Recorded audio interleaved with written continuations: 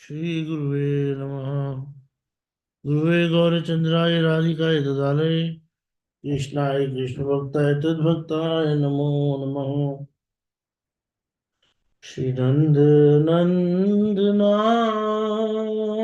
यशोदा जीवना हे श्री दामोदर हे श्री माधवा यत्ते सुजात चरणाभूरं स्नेषु भीता स्नेह प्रिय दधिमहि कर्कशेषु तेनातुमिर्मतसि यद् तद् व्यतेन किं स्वेत् गुरुपावीर भ्रमति धीर भवद आयुषं नः। O beloved, fearing to hurt your very tender lotus feet,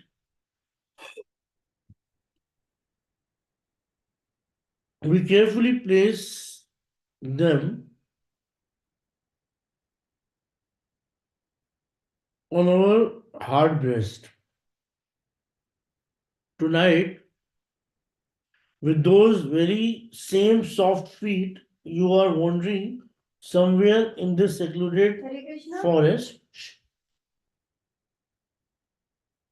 Are your lotus feet not in pain, being injured by the sharp stones, edges of dry grains, and the like?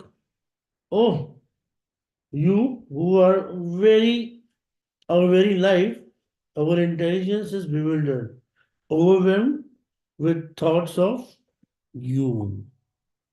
In his commentary on the previous verse, Shilaji Goswami explains that the gopis told Krishna, give a little, very little of a remedy that will subside our heart disease and give us pleasure. It should have two effects. It should remove all kinds of miseries, Vraja Hanti Vrina Hantri Alam, and it should bestow auspiciousness, Vishwamangalam. Okay? So Krishna asks a little of what? You are the doctor, the best doctor. In fact, we do not have to tell you what to give us. You certainly have the appropriate medicine to counteract the heart disease of those who are very life and soul. Krishna said, I cannot understand what heart disease you refer to. You are the doctor, so you should know. We do not have much knowledge about disease, but you do. I still do not understand what you are talking about. You will have to be more specific. Krishna wanted them to state their desire directly, but the gopis would not do so. Rather, they communicate indirectly by their movements. He insisted, I will not give you anything until you plainly tell me the specific nature of your heart disease and what medicine you want. Otherwise, how can I remove your disease? When he persisted with this point, the gopis began to weep, as described in the verse begin, Yatya Sujata Charanam Guram Sneshu. They now say, Oh dearly beloved, we will tell you our heart disease and the medicine we want. We worry that you walk on rough surface with your lotus feet, which are so sweet, tender, soft, and cool. The word sujat is in this verse refers to someone who has been born in a very respectable family. For example, a lotus flower is sujat because it blossoms in pure, clean water. Thus, it has many natural qualities like softness and sweet fragrance.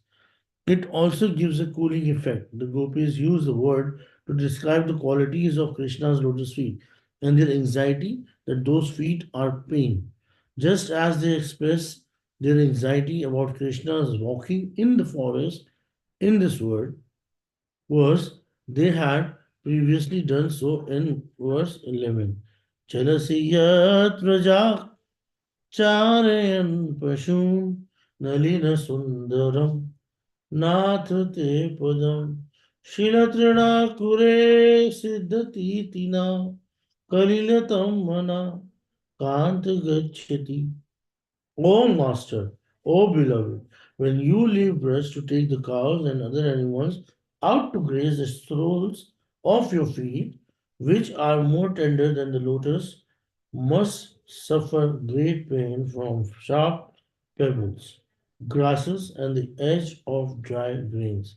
When we think about this, our mind becomes very agitated. At that point, they said, when you go to the forest to take the cows out for grazing, yet yet Vrajak Charayan, the stone shoots, and the blades of the rough grass, Shira, Trana, Kure, Siddhatiti, pricks our very soft and tender lotus feet. Actually, when Krishna takes the cows out to graze during the day, he goes to lush green pasturing grounds. The personification of this earth planet, Prithvi Devi, is one of his queen. Especially for the comfort of his lotus feet, she grew soft silken grasses at the time of his appearance in this world. Wherever he goes, Prithvi Devi extends her tongue, which is hundreds of thousand times softer than any carpet under his lotus feet. Thus, there is no chance of his feet contacting sharp stones, edges of dry grains or shoots. Moreover, Vrindavan is always managed by Vrindadevi, who has arranged that not a single stone or other sharp object should be there to hurt his feet. In this verse, the gopis say, Yatya Sujata Charanavuram Suneshu. Now it is 9, and the ground on the bank of Yamuna is covered with sharp stones. We fear that your lotus feet are being pricked by stones and sharp, dry grains as you walk in dark and dangerous places. Why do they speak in this way? They have no need for such concern, but one who has tender feeling for another person always think like this. If a man is late in returning home, all his loved ones will think, why is he late? What has happened? Huh? Hmm. What has happened? His wife may think, is he late because his train derailed? Is he seriously injured? What should I do? She may think, maybe he has been attacked by dacoits. Why is he late? She repeatedly, I'll call you back. She repeatedly goes to the door to look for him and asks her children, what is the reason he has not returned home? What is the reason? Her children are young and cannot reply. They can only hear her words, but still she questions them. She again questions herself, although there is really no need for concern. Her husband is peacefully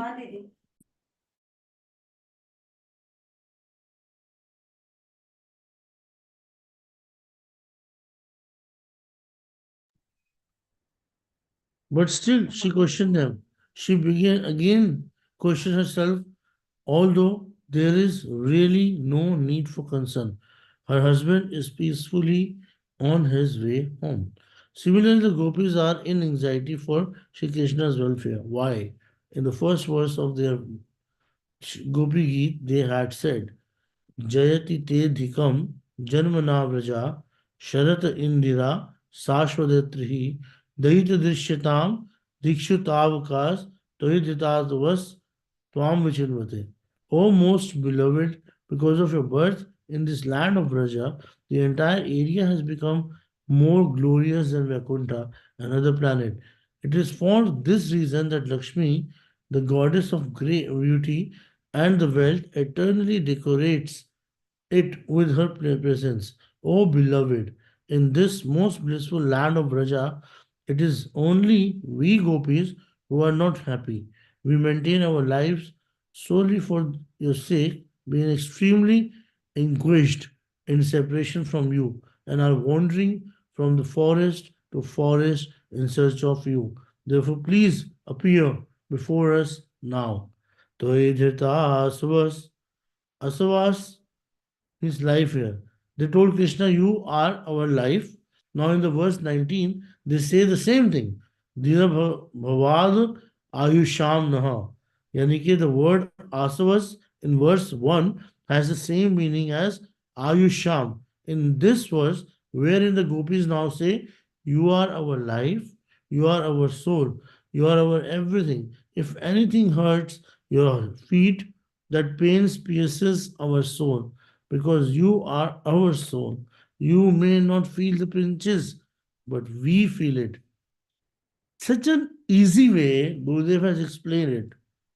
कितना आराम से और कितने simple शब्दों में इसको हम माँ के भी तरीके से सीख सकते हैं कि अगर बच्चा थोड़ा सा लेट हो जाए तो माँ के दिमाग में कितने कितने विचार आने शुरू हो जाते हैं. इट्स वेरी सिंपल और इससे गोपियों के मन में ऐसे विचार आ रहे हैं. सो सिंपल, सो सहज. द वर्ड अंग means limb, the bodily part. We carefully tend to different part of our body, yet the life here is superior to all these bodily parts. We can remain alive if a limb is amputated because if the life air leaves the body, we die at once. एकदम से आदमी मर जाता है यार. The gopis continue, when all these sharp things pinch your feet, we feel that in our heart, life lives in the heart, and that is why we want to keep your soft, fragrant, cooling lotus feet very gently and carefully there. In this way, you will not feel any discomfort. Please do not walk in the forest any longer. Return to us. We want to place your lotus feet here on our heart so that you will not feel any pain. This is our disease. Our heart are pain because we know you are receiving so many injuries while you roam in the forest. This is the scorching fire that burns our heart. Krishna पूछते हैं, why must you place my feet on your heart so gently and carefully. तो गोपियां reply करती हैं, your feet are extremely soft and we fear that our breast are very hard. Why do you want to keep my very soft and tender feet on your hard breast? Oh, it is because the lotus feet are so dear to us. We want to serve them on our heart, because the heart is superior to all the other part of the body. We do not want to keep them anywhere else. The gopis are now expressing their mood directly, but in their heart they are saying, we keep the lotus feet on our heart for your satisfaction. You want this, and that is why we wish to keep them here. They continue. But now we see that you are roaming here and there in the dense dark forest, and we are searching for you. Krishna then inquires, why are you so confused and disturbed? Again the gopis reply, you are the life of our life, just as they had said in first verse of the Gopi Gita. In Srimad Bhagavatam and Bhagavad Gita, the same auspicious word are uttered in both the first and the last verse. The first verse of Srimad Bhagavatam ends with Dhimahi, Satyam Param Dhimahi. I meditate on the supreme absolute truth. And Dhimahi is repeated in Bhagavatam final verse. क्या है कि परम धीमहि, सत्यम परम धीमहि. I meditate upon that pure and spotless supreme personality, absolute truth, who is free from suffering and death, and who is the beginning, personally revealed this incomparable torchlight of knowledge to Brahma. Brahma then spoke it to the sage Narada, who narrated it to Krishna, Dvaipanya Vyas. Srila Vyasa reveals this Sri Bhagavatam to the greatest of sages. Sukhdev Goswami and Sukhdev mercifully spoke it to Maharaj Parikshit.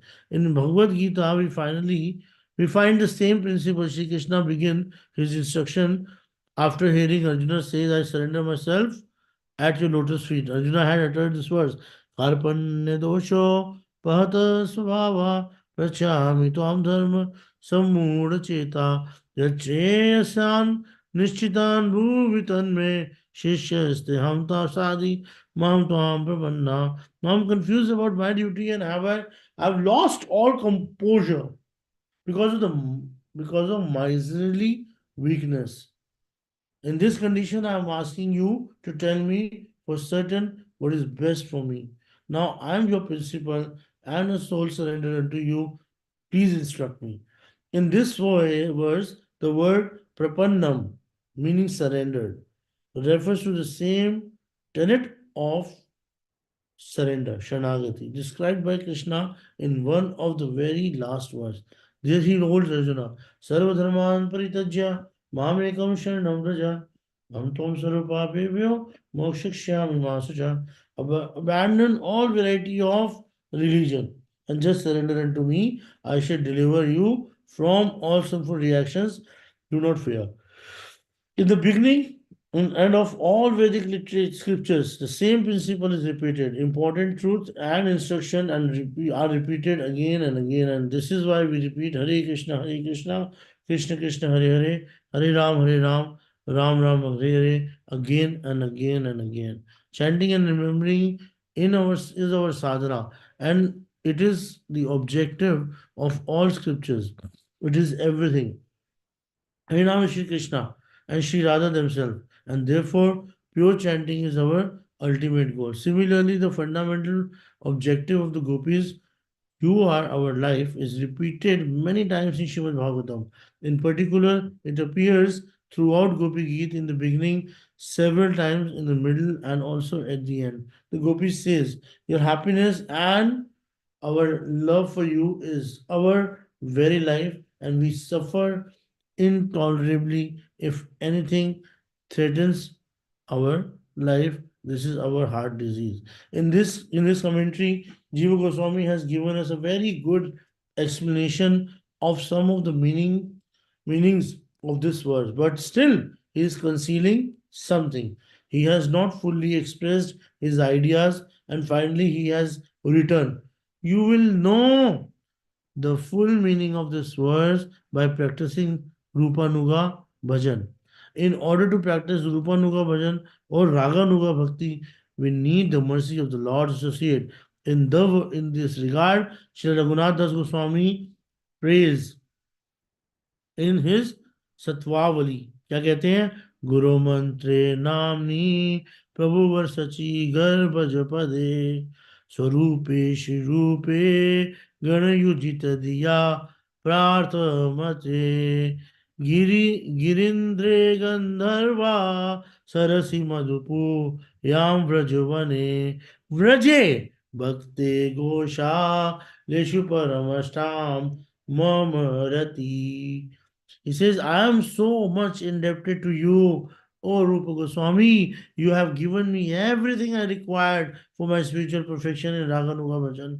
You have taught me how to control my mind, how to think, and how to enter in the realms of Raganuga. Param Ashtam Mamarati. Here, the word Mamarati implies that one should have great love for one's Guru, one's Diksha mantra is Hari Nam. Sri Chaitanya Mahaprabhu, Sri Sarupa Damodar, Srila Rupa Goswami, along with Srila Rupa Goswami's follower and his elder brother Srila Sanatan Goswami. Girindra means Giriraj, Govardhan. Gandharva Sarasi is Radha Kunda. And Madhupuryam refers to Mathura. Vrajavane means Vrindavan. And Goshta Lishu refers to those who dwell in Braj. Srila Raghunath Das Goswami indicates that we should have deep love for the lotus feet of all these divine personalities. He says, कोई नहीं बताएगा ये तुमको. This is very very deep. हाँ, कोई बंदा इस वर्ष को उठा के पढ़ता नहीं है, कोई इस वर्ष के बारे में जानता नहीं है. You very fortunate that you at least know about this वर्ष. हाँ.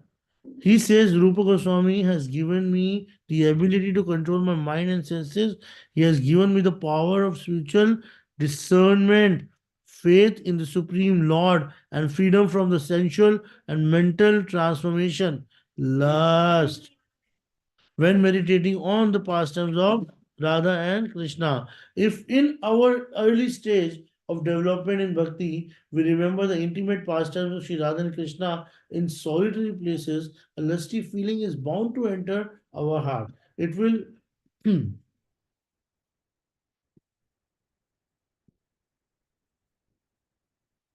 It will surely come.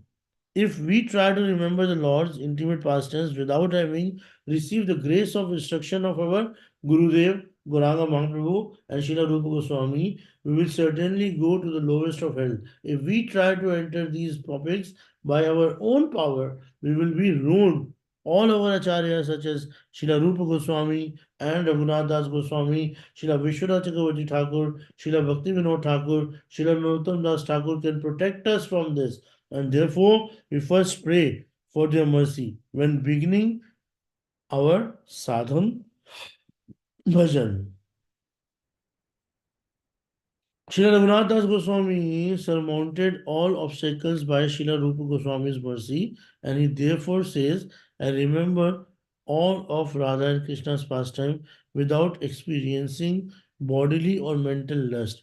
If we are not situated in bhakti as he is, it is essential for us to hear or read these topics very carefully, praying to our acharyas and to the pastimes themselves to protect us from misunderstanding them to be material. The gopis very clearly tell Krishna, we have understood our disease. If anything penetrates your lotus feet, we feel it penetrating our heart. So our what is our disease is that if anything hurts you, it will hurt my heart. So we want some medicine for this. So please come out of this forest. Do not remain there any longer. Please come to us. We will then place your lotus feet on our heart very gently and carefully as a medicine for the disease that resides there. If you do not do this, we will die. We will only be able to maintain our lives if we can take our lotus feet in our own hands and with intense feeling of possessiveness. Together you place them on our breast. In Bhakti Rasamrita Sindhu, Prema has described as deep sense of possessiveness towards Krishna. क्या है? सम्यम मश्रिता स्वांतो ममत्वाति शयांतेह भवा स एव संद्रात्मा buddhe prema nigadyate.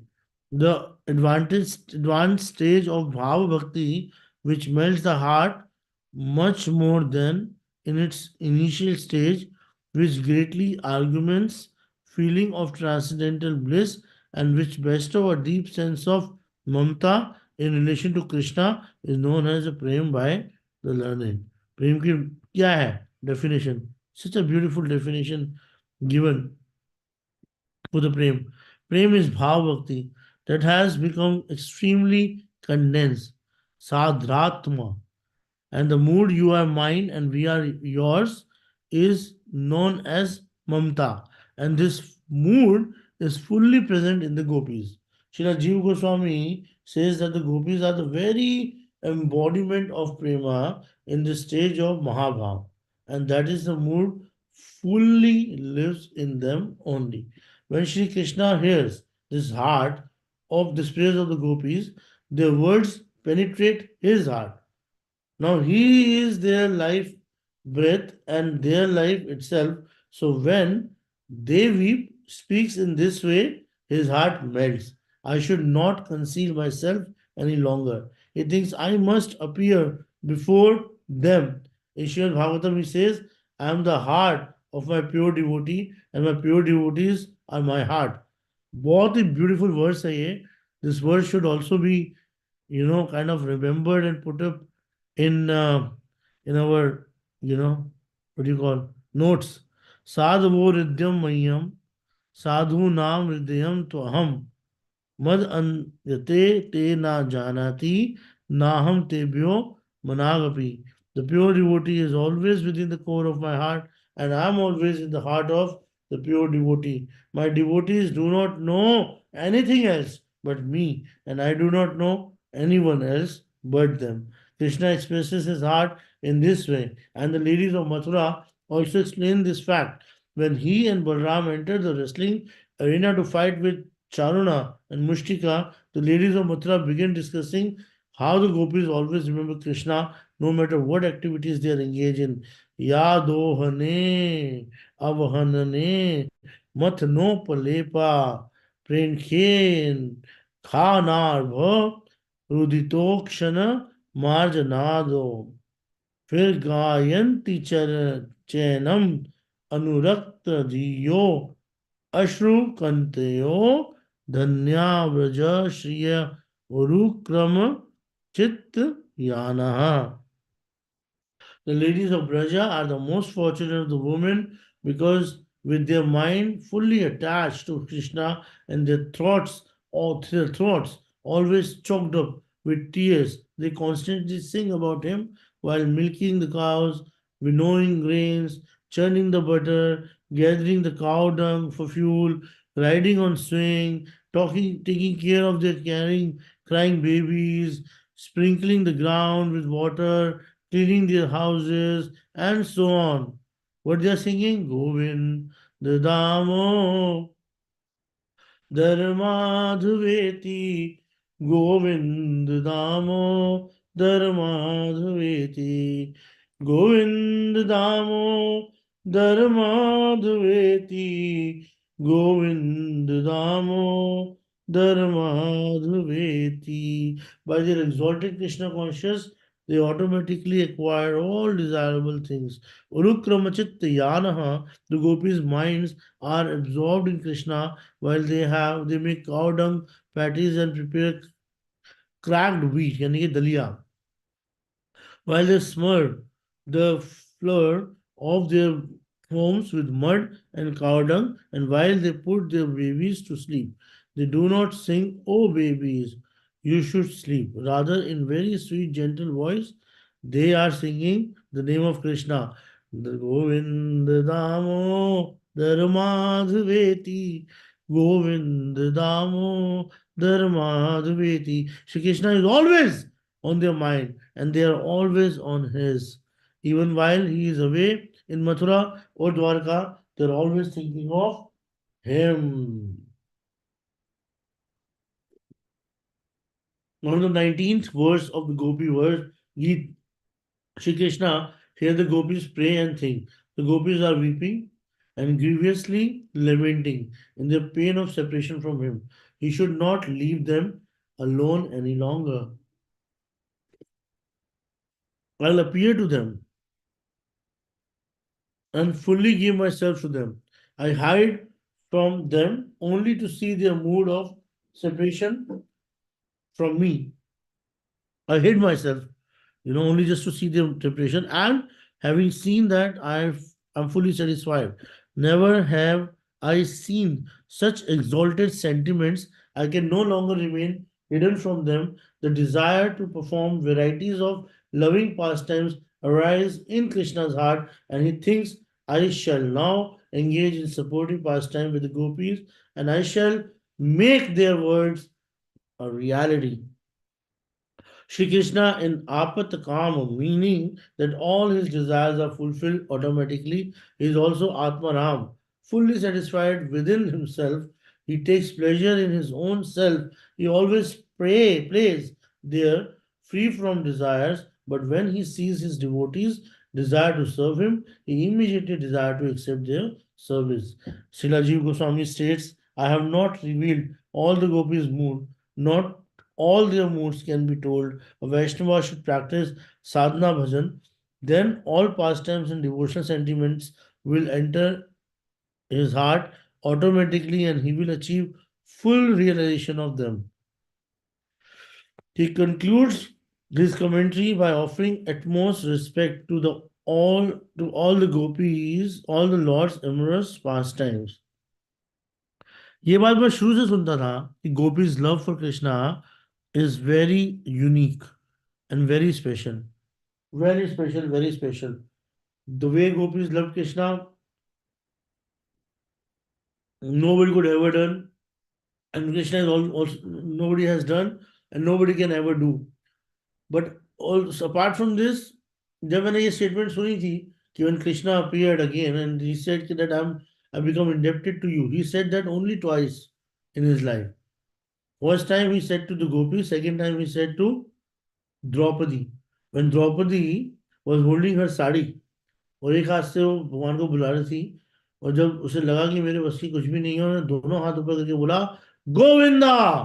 भगवान आए, भगवान ने आते ही उनको पकड़ प्रोटेक्ट किया, इनको, द्रौपदी को।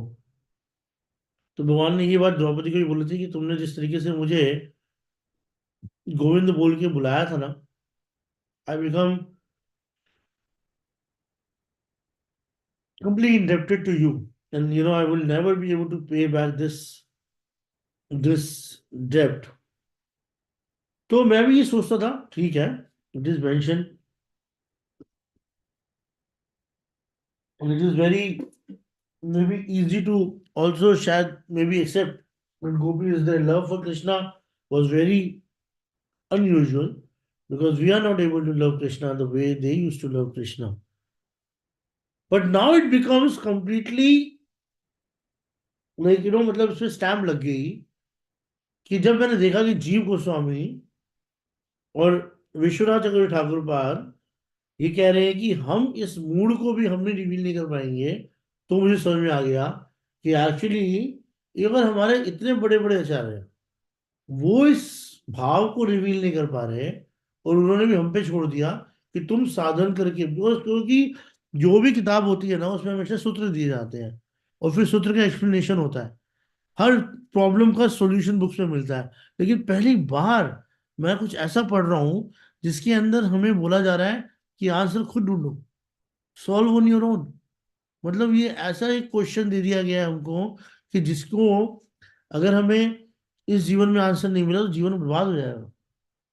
लेकिन हाँ, ये बात जरूर है कि मैं ये शरीर नहीं हूँ, मैं आत्मा हूँ, और ये सब हमने सुना तो है अभी तक।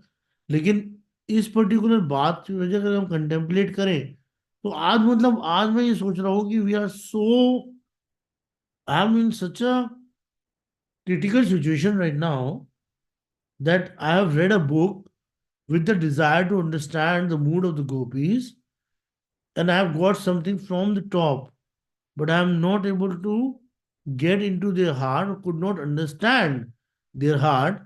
And I felt that maybe my acharyas will reveal it to me, even they have given up. It means this particular love or this particular affection for Krishna is really very not only special but unique. And I think it's our misfortune that we are not on the platform of Raganuga Bhakti. We are not practicing Raganuga Bhakti. That's why it will take, I don't know how many lifetimes for us to understand. Anyways, let's continue. Well, this is a very important point, and just try to understand it. What I want to say, I think I'm going to write down in my diary also this misfortune of ours. My misfortune. I'm going to write this. Although Srila Jiva Goswami is always internally absorbed in the Parakiya mood, the mood of paramour, love between Radha and Krishna and the gopis, of course, he remains externally considered of Maryada, etiquettes.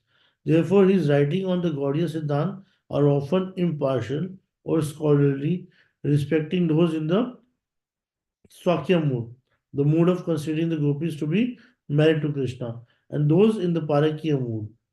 ठीक है, जो कि हम समझते हैं. This created a philosophical platform for Srila Vishwanath Chakravarti Thakur to later openly emphasize the superiority of Parakya mood. So Vishwanath Chakravarti Thakur had no concern for the opinion of others in this world.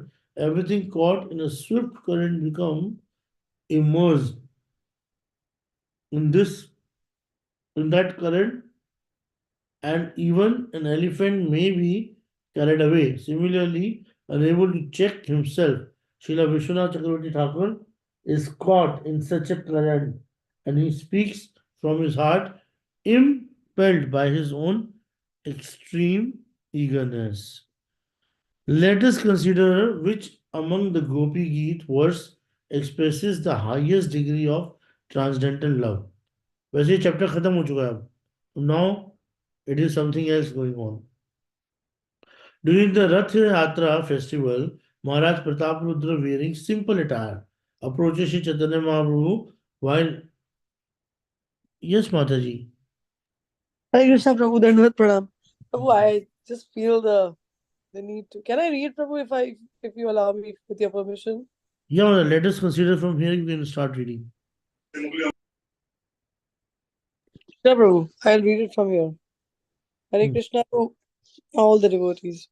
Let us consider which among the Gopi Gita verses expresses the highest degree of transcendental love. During the Rath Yatra festival, Maharaj Prataparudra, wearing simple attire, approached Sri Chaitanya Mahaprabhu while he rested in a garden, immersed in internal consciousness. Maharaja Pratap, Prataparudra circumambulated him and bowed down before him. Then, sitting next to him, he began to massage his lotus feet, slowly and gently, while reciting the verses of Gopi Gita. Aroused by the king's singing, Mahaprabhu exclaimed, "What sweet nectar I hear! Where is it coming from?" Captivated by the nectar of Gopi Gita, he listened patiently, enraptured, without breathing or trembling or showing any sign of life. When Pratap Maharaj came to the verse beginning Tava Kathamritam Tapta Jivan Tapta Jivanam. Huh.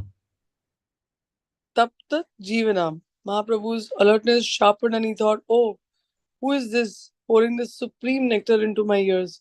How is it that, resting in this garden, I've heard such exquisite ambrosia as this?" He aroused and told the king, "You are pouring elixir into my ears. Who are you?" He then bestowed his mercy upon the king.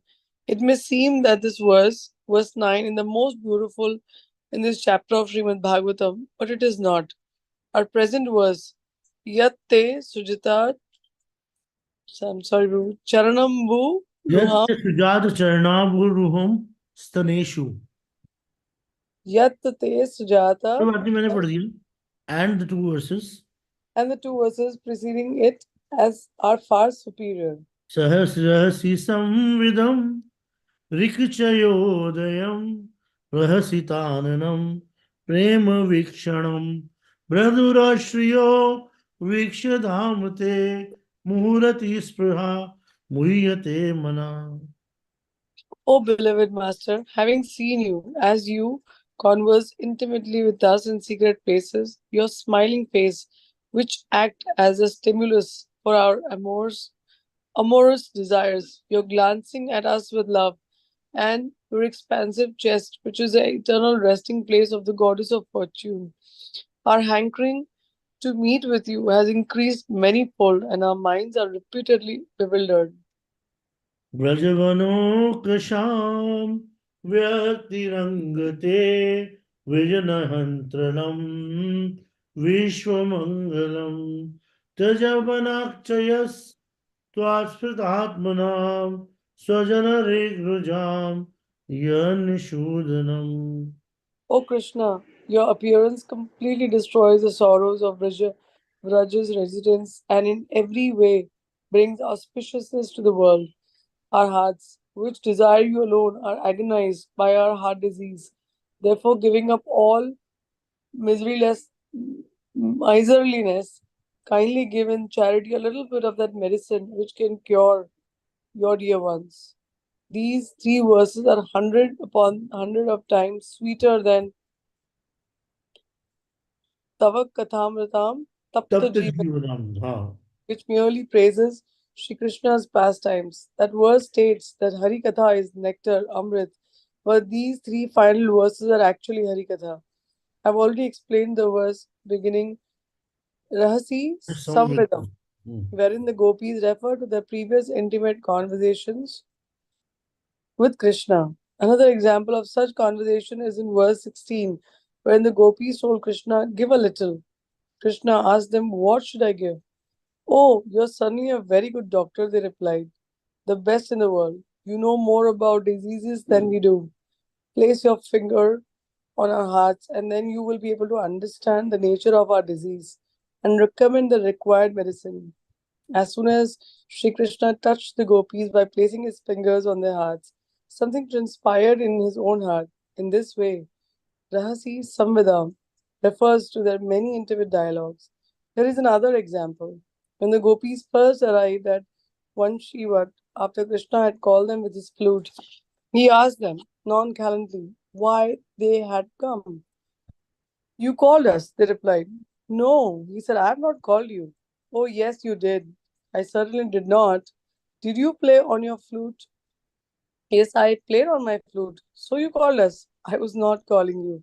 You were. You called our names, and in so doing, you completely stole our hearts. You stole our valuable and precious wealth and ran away with it. So we have run here to catch you. Please return our wealth. Then we will go. I do not have anything of yours.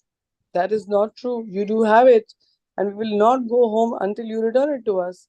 This is an instance of Rahasi Samvedam, intimate conversations in solitary places, and the discussion below is an instance of प्रभु ये आप पढ़िए ये Chayodayam, the disease of karma, died. rising in the heart. The gopis told Krishna, "We see your heart. What do you see? We see that it is palpitating. Why is it doing so? It palpitates because of your desire to associate with us, which is revealed by the display of all your five arrows. Hmm.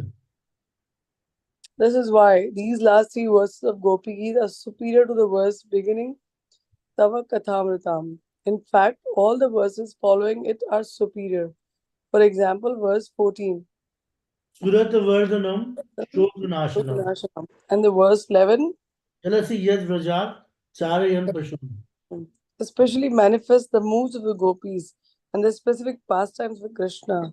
While beautiful, the eight verses before Tava Kathamritam are not the most exalted. Yet, Sri Chaitanya Mahaprabhu became overwhelmed with transcendental ecstasy and experienced Ashtasattvika Bhava when he heard them. All transcendental ecstasies such as Vyabhichari, Vibhava, and Anubhava blazed in him. Had he heard the sublime later verses of the Gopis song, especially these last three verses, he would have certainly become still more maddened. These all these are all invaluable topics, but our hearts do not value them. We are still not on such a level of bhakti that we can remember them and become absorbed in the gopis' moods. If after hundreds upon hundreds of births we become qualified by the grace of Srila Rupa Goswami, Srila Raghunath Das Goswami, and their associates, we will then be able to understand these topics in the right way. Hari Hari Bol. Srila Again, Vish- Srila Vishwanath Chakravarti Thakur has offered a thoughtful commentary on this 19th verse. Krishna asks, "O Rasika Gopis, what is it that you are begging?" They implore him, "We are begging some medicine for our hearts. Do you want to serve my lotus feet by putting them on your breast? This is not possible. My feet are fully satisfied to walk through the forest of Vrindavan, so I will not put them where you want. I have no time at all for such things." This brings deep sorrow to the gopis' hearts, and as they chant this verse, they begin to weep. In India, women often weep as they express their feelings in very sweet songs, and it cannot be discerned whether they are singing or weeping. It is described in Bhagavatamrita that Gopakumara heard something that sounded like a very beautiful song. He followed the sound, and as he came nearer, he could not understand whether the singer was weeping or overjoyed. Following the sound a bit further, he entered a kunj. There he saw that his guru was sweetly singing, and yet at the same time weeping with tears in his eyes, quite unconscious of the external world. Similarly, the gopis weep as they sing their mellifluous song, Yatate Sujat Charnabudruham, Suneshu. Sanesh. We carefully and gently hold your lotus feet on our heart. Why on the heart? The heart is the best part of the body. One who has something very valuable and precious keeps that position close to the heart. As mentioned in our discussion of Srila Jiva Goswami's commentary, the gopis tells Krishna, "You are our life. Everything about you And each part of you, your feet, face, hands, head, and everything else, is our life. We want to keep our life in our heart. We want to serve our life very tenderly and gently. But you are running here and there throughout the forest of Vrindavan, where there are rough places full of sharp stones and other things that can hurt your feet. As mentioned above, there is no fear of stones and other sharp objects in Vrindavan. There exists no imperfection at all. As stated in the first verse of Gopi Gita, Vrindavan has been decorated by Sri Lakshmi Devi, who is present there. Jayati te dikam janmanavraja shreyata indira. Vrindavan is not a desert, nor is it a hilly place. On the contrary, it's a terrain, very gentle and verdant. But the gopis do not acknowledge this. They think just the opposite, as lovers inherently feel apprehension at the time of separation, out of concern for their beloveds. Alas, alas, the gopis tell Krishna, you are extraordinarily daring. Krishna may say, why do you fear my walking in Vrindavan? There is not just one gopi, but millions, and they tell Krishna, your lotus feet are so soft, much softer than any lotus. We realize this. We take them in our hands and place them on a very soft breast. However, when we compare our lotus feet to our breast and we realize that your lotus feet are millions of times more tender and soft, you know that in comparison to rough pebbles and stones, our breasts are soft, but they do not have the softness and other good qualities of your lotus feet.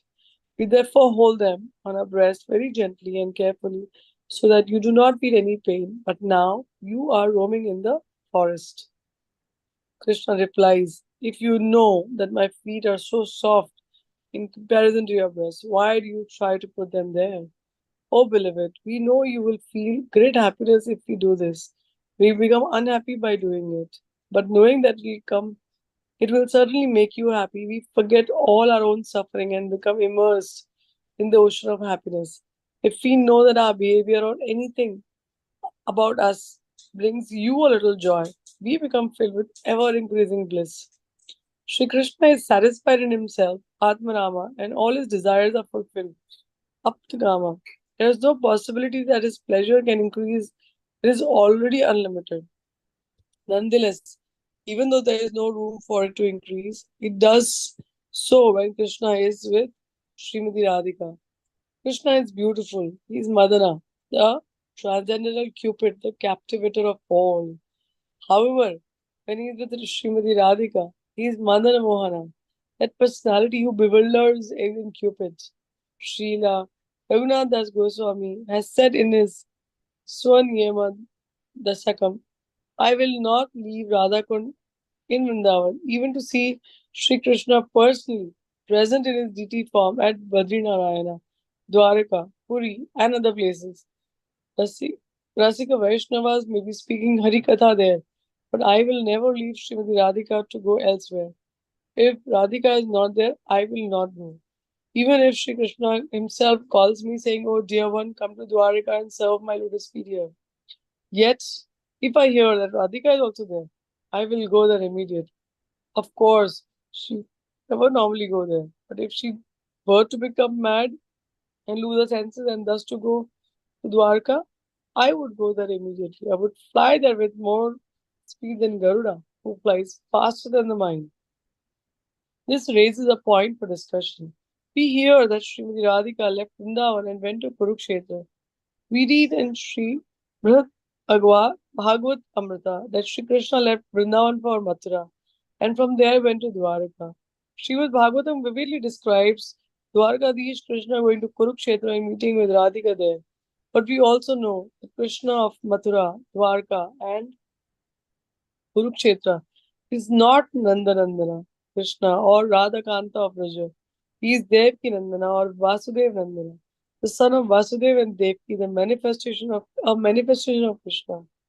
Srila Rup Goswami writes in Lalita Madhav that when Krishna went to Mathura and Dwarka, Srimati Radhika was in such a deep state of separation that she went to Khel, Khelanvan, where she entered the waters of Yamuna and drowned.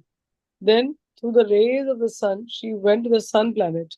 Sri Rup Goswami is silent about what transpired between that time and her arrival as Satyabhama in Navavrindavan, Dwarka, but he explains that once there she met Rukmini. Rukmini thought, oh, this girl is exquisitely beautiful.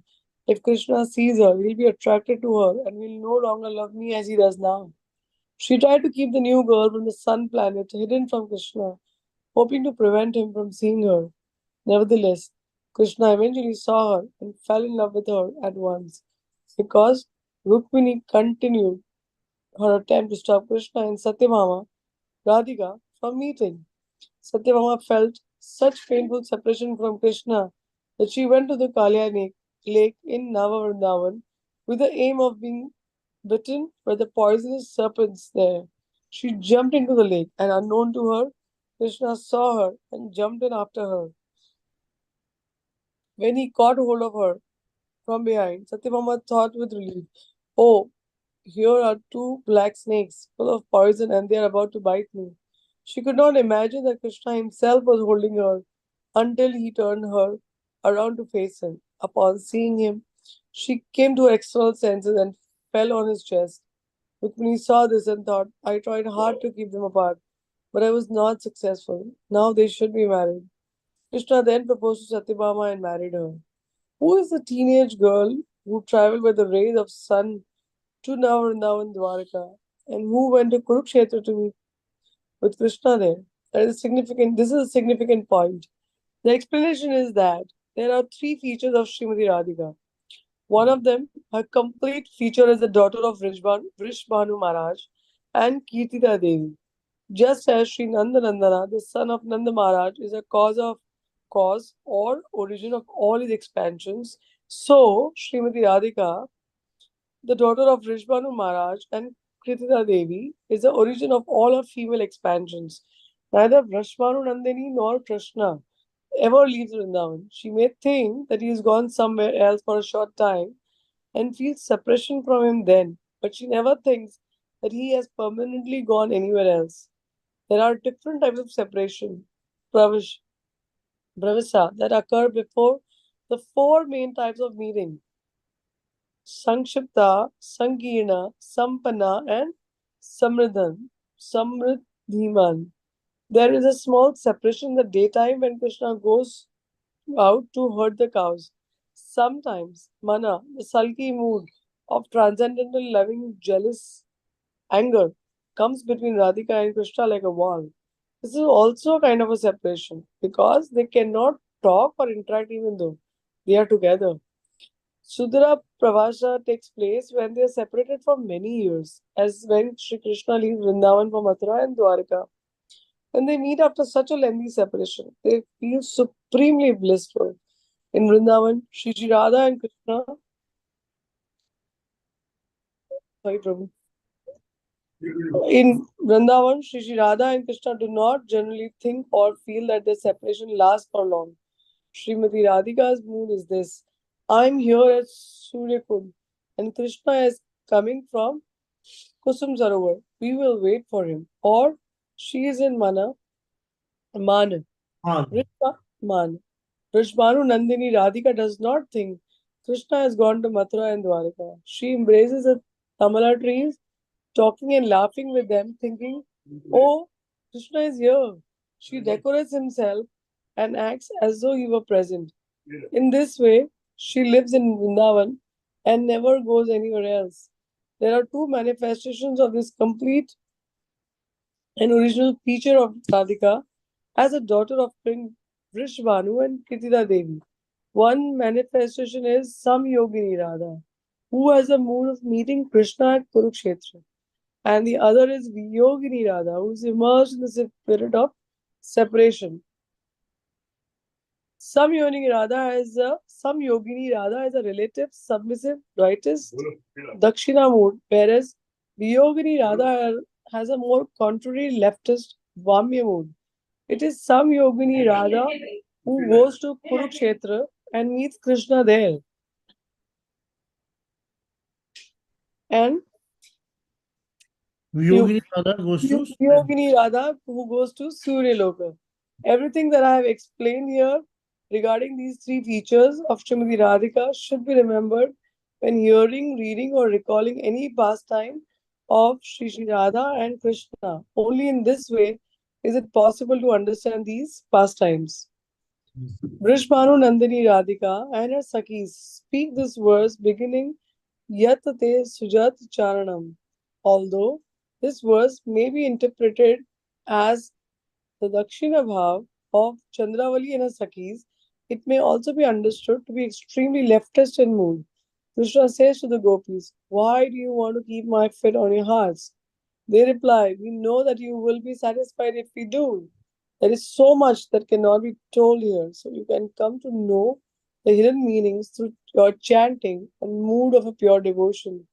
The gopis' desire are not understood by material intelligence, rather, but rather by realized experience. The gopis continue. We wanted to perform austerities to please Brahma, but his nature is like yours. You both want us to make us suffer. Suppose we perform austerities to please him and we beg him to make our hearts soft. We believe that he may comply, but then you would not be at all satisfied. When you please your lotus feet, when you place your lotus feet on our hearts, two things happen. First, we become happy because you are happy. And second, we feel sorry that our breasts are so hard. Still, when we see you a little satisfied, we become so happy that all our sorrows and sufferings disappear. This is a symptom of Mahabhav. In Mahabhav, there are times when, even though Krishna is satisfied, the gopis become very sorrowful, thinking that he is not. Sometimes, when Radha and Krishna are together, their love for each other reaches such extreme rapture that they forget they are together. At such times, they drown in sorrow, feeling deep separation from each other. Let us take the example of Radhika and Krishna at Prem Sarovar. They were sitting very happily side by side when a bumblebee came and tried to fly near Radhika's lotus face, as if it were a fragrant lotus flower. Radhika became frightened. Madhumangal, Madhumangal swiftly drove away the bumblebee with his stick, and then he returned saying, "Madhusudana will not come back. I have driven him so far away that he will not return." In Sanskrit, bumblebee is called Madhusudana, and this was Madhumangal's meaning. However, Srimati Radhika, Prabhu, can you scroll a bit? Thought, Srimati Radhika thought he was talking about Krishna, who is also known as Madhusudana. Even though she was sitting right beside Krishna, she began to weep and then she fainted. Radhika and all of the gopis singing Gopi Gita are in Mahabhav. None of them are below the stage of Mahabhav. Now they weep and say, when Brahma constructed our body, he wrote only misery on our foreheads. We even considered performing austerities to please him so that our hearts would be very soft. Although we understand that you will not be satisfied if our hearts are soft, at the same time, we will be always unhappy if they are rough. We are uncertain and bewildered about what to do and what not to do. If we know that your lotus feet are happy, then our heart disease will go away as well. So come at once, do not delay. The word dhi in this 19th verse means discrimination or intelligence. The gopis tell Sri Krishna, our discrimination sometimes goes one way and sometimes another. Should our hearts be hard or soft? When you roam in Vrindavan, we wonder whether or not you're suffering. Sometimes it seems to us that you feel pleasure when you place your feet on the forest floor, and sometimes we feel it is very painful for you. Our intelligence is caught between these two extremes. We only know that you give us suffering in both meeting and separation. In our discussion on verse 15, I explained one reason. The gopis feel pain in the meeting with Sri Krishna. And that time they said, when you go to Vrindavan forest for herding the cows, 1 second or even a tiny part of a second becomes like a millennium for us. Then, when you return, we become happy, thinking, oh, Krishna has returned. Yet, even then, we can only look at you for a moment. The eyelids given to us by Brahma fall down and make our eyes blink, thus interrupting our vision of you. Sometimes our eyes do not blink for a moment, but then tears come, and again we cannot see you. In this way, being with you becomes even more painful than not being with you, and our unhappiness increases. Hence, you give us suffering in both meeting and separation. We are dependent, we are not free. We cannot meet with you because we are under control of our husbands, in laws, parents, and so many other persons. But you are quite free, so why must you suffer? Why do you go to the forest where the sharp pebbles and grain sprouts can cause you suffering? Your feet are not suited for walking in the forest. Krishna may reply, yes, I'm quite free. I do whatever I wish. So why are you telling me what to do? This has nothing to do with you. Hearing this, the gopis say, it may be true that we have nothing to do with your actions, but how can you say that you do not feel the pain while walking? Indeed, you feel it. We think you are cruel and merciless to all your bodily limbs, just as you are cruel to us. It is your nature to give pain to yourself as well as to others. You give pain to everyone. In our opinion, your thinking is like this. My nature is to give distress to others, and when I see others' misery, I become elated. However, if I am to give suffering to these gopis, I will have to accept some bodily pain myself. You then irresponsibly inflict pain upon yourself just just so you can give pain to us gopis. This is the reason you walk in the forest and suffer these injuries to your feet. Brahmade Dhiri Bhavat Ayusham. Ayushan. The gopis utter the word Brahm. Brahma means confusion about many different possibilities. Considering those possibilities, they tell Krishna, you feel pain, but your pain is secondary for you. It is necessary for you to feel some pain, because then you can give pain to us. Your heart is so cruel that you feel joy by giving anguish to others, and that is why you willingly accept your own suffering. They continue.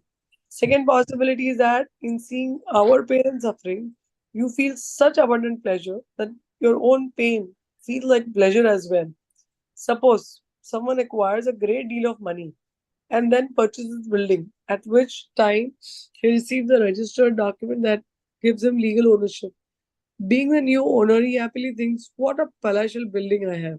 He's a tall man, and opening the door with the keys, he hit his head on the top of the door frame as he enters and thus injures himself. Any injury? Any injury? Asks the person with him. No, no, nothing of the sort, he replies. In the midst of the happiness he feels upon acquiring such good property, he takes no notice of any pain. Similarly, the gopis tell Krishna, you become so happy when you give us pain, and in your happiness, you think that any pain you feel is also very good. Once, when Sri Krishna met Srimati Radhika and all her gopi companions, he forcibly caught hold of a Manjari's hand and pulled her towards him while trying to embrace her. That Manjari began to weep, crying out in submission to Radhika. Oh Swamini, Swamini ji, save me, save me. Srimati Radhika ran over to Krishna and twisted his hand. Now free the Manjari, now free. The Manjari ran behind her, gasping for breath. Krishna again attempted to catch her, and again Radhika twisted his hand.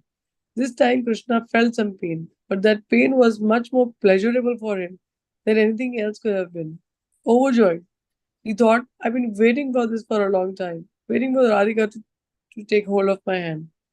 The third possibility, considered by the gopis, can be understood in this way. In Niti Vakya, it is said, Samsargya dosha guna bhavanti. This means that a person will imbibe good or bad qualities of whomever he comes in contact with. It is a matter of association. There is a story in this connection.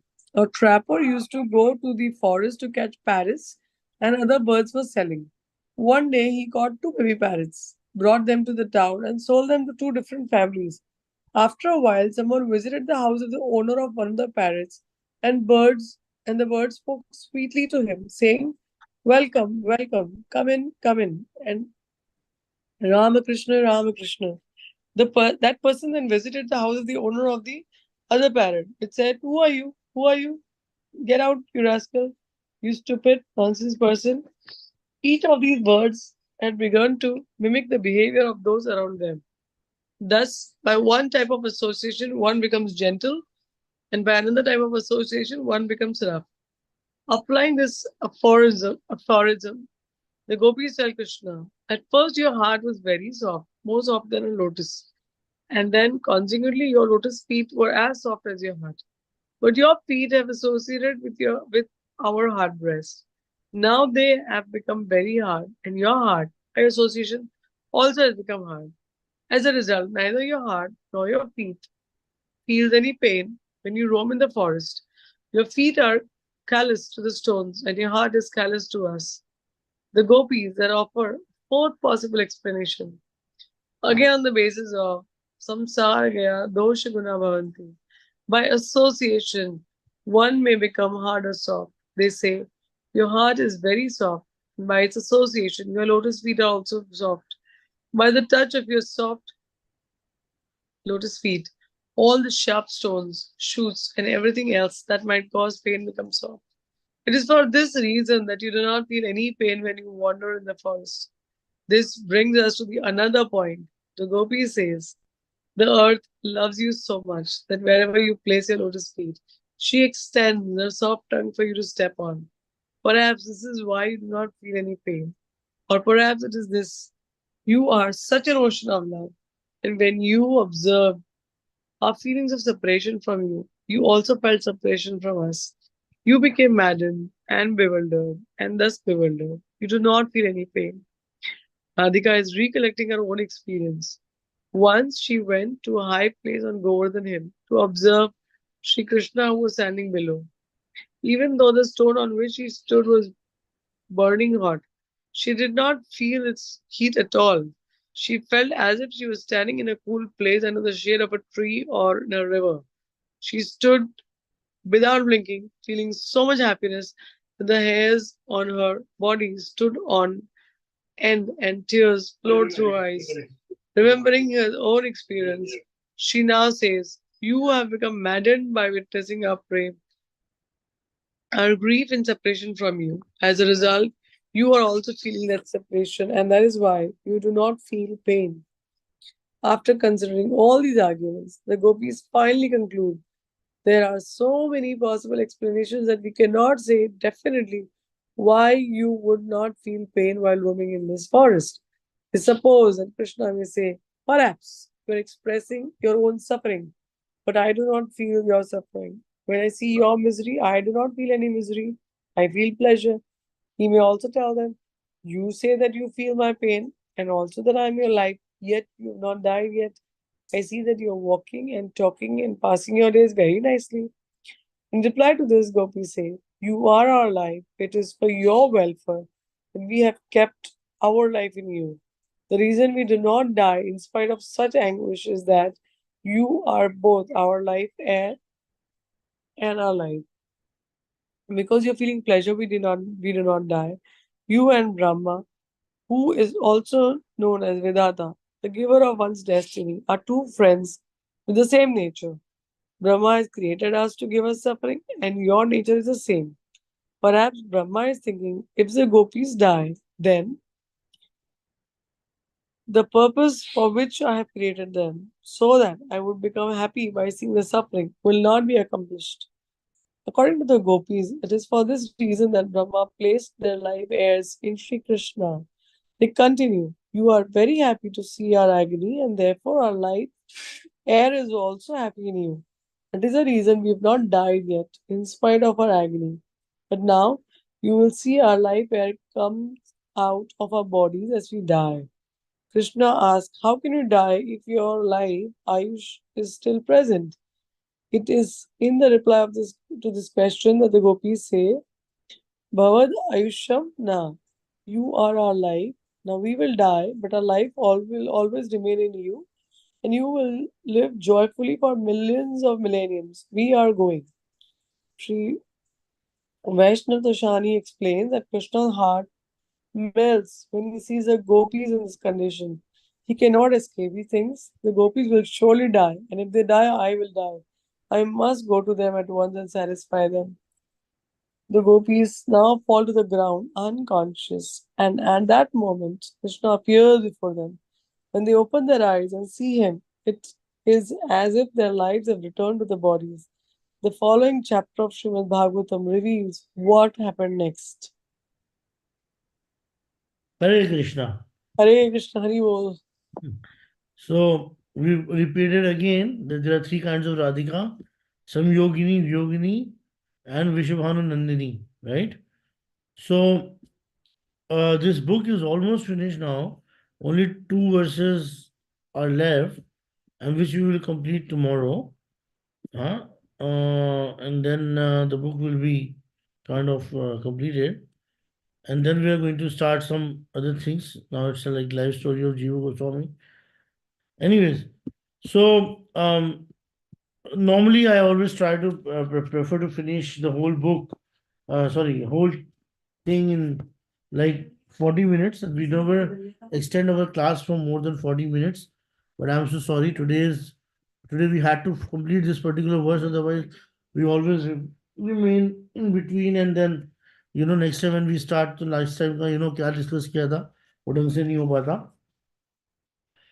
तो गोपी गीत was a very special something, and very special book, and definitely I'm sure that we must have had so many realizations uh, from this book.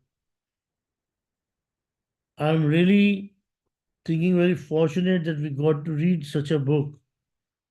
And तीन वैष्णवों की realization, शिला गुरुदेव, जीव Goswami, and शिला विश्वनाथ चक्रवर्ती ठाकुर पाद, और billion and trillions of gopis जो कि भगवान को completely dedicated and devoted थे, उनकी लाइफ स्टोरी पढ़ना, उनकी मतलब भाव को समझना was really a challenge. I'm very grateful to everybody that you guys have attended.